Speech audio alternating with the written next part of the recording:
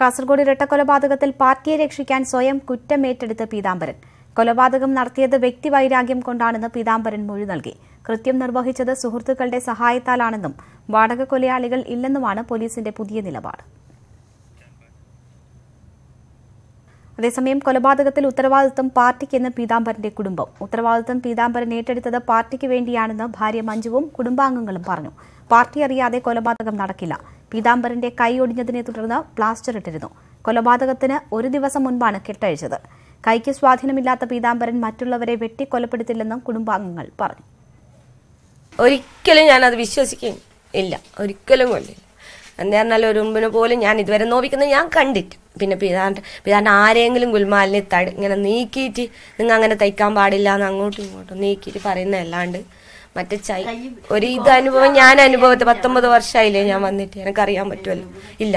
പക്ഷെ ഇതിപ്പോ എല്ലാ കേരളം മൊത്തം പിതാന്റെ പേര് പറയുമ്പോൾ പിന്നെ പാർട്ടിക്കാർ വിചാരിച്ചിട്ടുണ്ടാവില്ലേ ഇയാൾ തന്നെയായിരിക്കും ചെയ്തിന്, അതുകൊണ്ടായിരിക്കും പാർട്ടിയിൽ നിന്ന് പുറത്താക്കിയെന്ന് ആൾക്കാർ വന്നിട്ട് ഞങ്ങളോട് പറയുന്നത്. ഇങ്ങനെ പാർട്ടിയിൽ നിന്ന് പുറത്താക്കിയോലെന്ന് ഞങ്ങൾ ന്യൂസ് വെക്കലില്ല. ഇത് അറിഞ്ഞ പിന്നെ നമുക്ക് ന്യൂസ് വെക്കാൻ തോന്നുക. നമുക്ക് എന്ത് കണ്ടാലും അവർ കുഞ്ഞിനെ മോനെ കൊല്ലും പറയുന്നു, മോളെ കൊല്ലും എന്ന് പറയുന്നു, അമ്മേനെ ഇതാക്കുന്നു. അപ്പൊ പിന്നെ നമുക്കിനി ഒരനിയനുണ്ട് സുഖമില്ലാത്ത, അവൻ എപ്പോഴും ശ്വാസം മുട്ടും നടുവേദനയാണ്. അവനെ ആശുപത്രിയിലുണ്ടായിട്ട് അവരെ ആരോ സുഹൃത്തുക്കളെ വീട്ടിലുണ്ട്. ഇങ്ങനെ പാർട്ടി ഭയങ്കര സ്നേഹമുള്ള ആളാണോ അച്ഛൻ? പാർട്ടിയോട് അടുത്ത് പാർട്ടിക്കൊണ്ട് മരിക്കാൻ കൂടി തയ്യാറുള്ള ഒരാള്. നല്ലൊരു പ്രവർത്തനം അച്ഛൻ ഉണ്ടാക്കും. പാർട്ടിയിൽ എന്ത് പരിപാടി ഉണ്ടെങ്കിലും അതിൽ ഫസ്റ്റ് തന്നെ അച്ഛൻ ഉണ്ടാവും. പരിപാടിയില് നല്ല ഈടില്ല ആരോട് വേണമെങ്കിൽ ചോദിച്ചോ പാർട്ടിയിൽ അച്ഛന് ചെയ്തോണ്ട് ആരും വരില്ല. 7 മണിക്ക് സംഭവിച്ചിട്ട് 10 മണി വരെ അങ്ങനെ കരഞ്ഞു. കറണ്ട് പോലും ഉണ്ടായിട്ട് ഇങ്ങനെ അയൽപ്പക്കത്തിലുള്ള ഒരാള് പോലും വന്നിട്ടില്ല. അവര് കയറി ഒരിക്കൽ തന്നെ കൈ ഒടിഞ്ഞു, സ്റ്റീലിട്ട് അതിന്റെ ചികിത്സ തേടിക്കൊണ്ടിരിക്കുന്ന ആളാണ്. ഇപ്പൊ ഈ 15-ന് ഇതിന്റെ കൈ അയച്ചതേ പ്ലാസ്റ്റർ ഇട്ട് അയച്ചു 17 സംഭവിച്ചു. അങ്ങനെ ഒരാൾക്ക് എന്തായാലും സ്വാഭാവികമാണ് രണ്ടുപേരും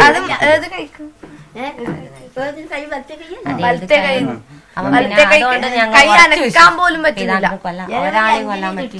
മതിയായി വന്നത് എന്റെ മോൻ ഈ പാർട്ടിക്ക് വേണ്ടിയിട്ട് കുറ്റേറ്റെടുക്കുന്നതിന് എന്റെ മോന്റെ കൈമൊന്നും ഇത് വരില്ല. ഒരാളെ എങ്ങനെ വെട്ടിക്കൊല്ലാൻ